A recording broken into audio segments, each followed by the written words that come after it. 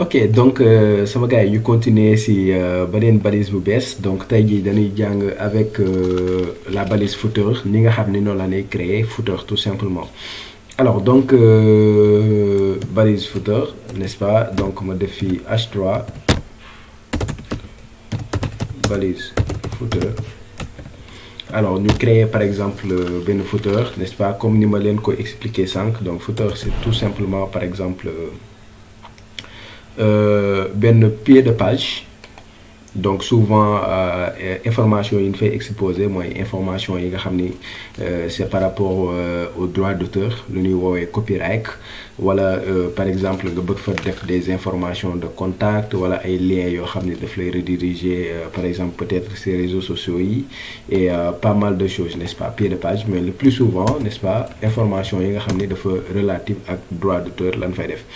Alors donc pour créer footer, n'est-ce pas, bon on va utiliser la balise footer. Donc HTML nag bëri na par exemple ay balises yoo xam ni bu dee da nga ko utiliser te utiliser woo CSS, bon da ngay am impression que ni balises yooyu duñ def dara. Donc c'est comme par exemple la balise footer, c'est comme par exemple la balise data, c'est comme par exemple la balise section, c'est comme par exemple la balise nav, c'est comme par exemple la balise menu, etc. ay header, balise header, etc. H group, n'est-ce pas, boo ko utiliser wul ak CSS, bon tu as l'impression que ni balise yooyu noonu amul dara lu muy def, amul benn effet. Mais balise yooyu ont tout leur sens parce que navigateur bi daf leen a mën a interpréter, daf leen di jox par exemple benn sens bi. Donc moo tax si vidéo yi nii ngeen di gis par exemple ma mélanger ko ak un peu de CSS pour que jëmmal ko tuuti. Alors donc balise footer aussi c'est exactement la même chose, n'est-ce pas. Donc si biir balise bi dama fi créer par exemple benn paragraphe. léegi la laa bëgg, dama bëgg a def par exemple copyright 2022. Alors nan la ñuy créer un copyright. Par exemple li ma leen woonoon tout bon fii sànq mooy voilà, gis ngeen footer bi ni mu ngandee fii par exemple ay lien la, etc. aide à propos, rejoignez-nous, etc. ak les liens donc réseaux sociaux, etc. Pas mal de choses. boo leen xoolee par exemple sànq surtout Saman Corporation bi aussi, n'est-ce pas, bon fii yéen a ngi gis par exemple copyright. Donc lu mel ni genre C bi léegi nan lay defee par exemple loolu si HTML. Bon en réalité am na par exemple affaire yu bëri yoo xam ne mën nga ko utiliser pour def ko. Donc bi si njëkk par exemple mooy nga utiliser e commercial, nga def un dièse, après nga def XA9 XA9, n'est-ce pas. lii boo ko defee daf lay permettre par exemple nga def un copyright. Donc fii damay def par exemple 2023 ma def daaray technologie. Bon fii mënoon nañ def de telle sorte que avec JavaScript day changer wu de manière dynamique. Donc bu nu demee par exemple année 2024 ñu nekk mu changer automatiquement 2024. Mais bon nañ koy bàyyi ni 2023 fixé ko pour wax ni par exemple que ni par exemple site bi wala application bi si 2023 lañ ko créé. Alors donc bu ma actualiser di ngeen gis par exemple que contrôle R, gis ngeen genre C bi lii mooy le C de copyright, n'est-ce pas.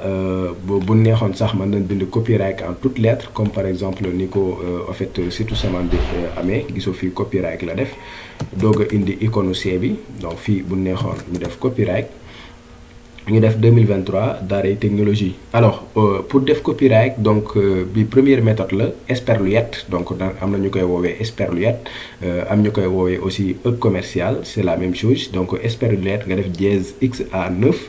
Bon deuxième méthode bi mooy nga utiliser par exemple Esperluette dièse 169, n'est-ce pas. Esperluette dièse nga utiliser directement 169. boo defee nii par exemple nga actualiser même résultat ngay am, yéen a ngi gis C bi fii. Alors bi gën a yomb au lieu que par exemple nga utiliser Esperluette dièse XA9 wala nga utiliser Esperluette dièse 169, li gën a yomb tout simplement mooy nga utiliser Esperluette. Bon fii expliqué wu ma leen, bon yii day am point virgule looloo tax par exemple gisoo leen format bi. Mais à chaque fois nga def Esperluette X9, bon bien vrai que mun koy afficher mais toujours def leen si point virgule pour mu syntaxe bi correct. Bon bien vrai que boo si joxewul point virgule sax day ñëw, mais toujours am leen habitude di si def point virgule. Donc bu ma defee dièse 169 aussi 6169, n'est-ce pas. bu ma actualiser même résultat, mais bi gën a yomb par exemple mooy nga utiliser Esperluette copie Y, donc copie. Donc boo defee SQLite copie, bon bii moo gën a yomb, donc tu auras le même résultat, n'est-ce pas? Yii yëpp day permettre de def par exemple des signes copyright. Alors donc 2023 dans les technologies, mais gis ngeen sama gars yi, bon lii bien vrai que c'est balise footer lañ ko def, mais amul jëmmu footer en fait. Donc comme par exemple boo ko comparé ak bii nii ni mu amee jëmmu footer, comme boo ko comparé ak site Nike bi bii ni mu amee jëmmu footer, ñun créé nan mais amul jëmmu footer. Alors donc parce que dañ ko def ak HTML tout simplement, affaire defuñu si par exemple benn stylisation. Alors mu ñëw fii, bon instant yi donc cours bi li si des yëpp damay créer ay balises style pour mu gën a leer si yéen, parce que gis naa ni le fait que ma yéeg si kaw di fa def stylisation bi, bon parfois mën ngeen perdre un peu. Maintenant yi may defaat yëpp cours yëpp damay créer fii balise HTML comme ni ma ko defee woon par exemple à ce niveau là. Si kaw am na fu mu ko utiliser créer balise, voilà, balise style directement. Donc mais lii nag c'est déconseillé bu dee da ngeen di dem par exemple di créer seeni site web wala seeni application. Donc le fait même ngeen di fixer style bi fii, donc c'est déconseillé, n'est-ce pas? Da ngay créer beneen fichier à part boo xam ni moom moo lay gérer sa stylisation. Donc loolu dinañ si gën a yaatal, c'est parce que defaguñ CSS et sant yi ñu ngi si HTML bi, moo tax may def lu ni mel. Mais bu ñu demee ba gën a yaatal, voilà, dem bu ñu demee ba partie création site bi, donc dinaa leen jox li nga xam ni moom la ñuy conseiller. Mais pour le moment juste pour wax leen que ni lii tamit mën nga ko def, moo tax ma koy utiliser ici. Alors donc fii lan laa bëgg, dama bëgg a sélectionner par exemple balise footer bi. Alors lu ma leen waxoon mooy en réalité CSS li ngeen war a comprendre mooy CSS mën na manipuler ay éléments HTML, maanaam mën na manipuler ay balises HTML.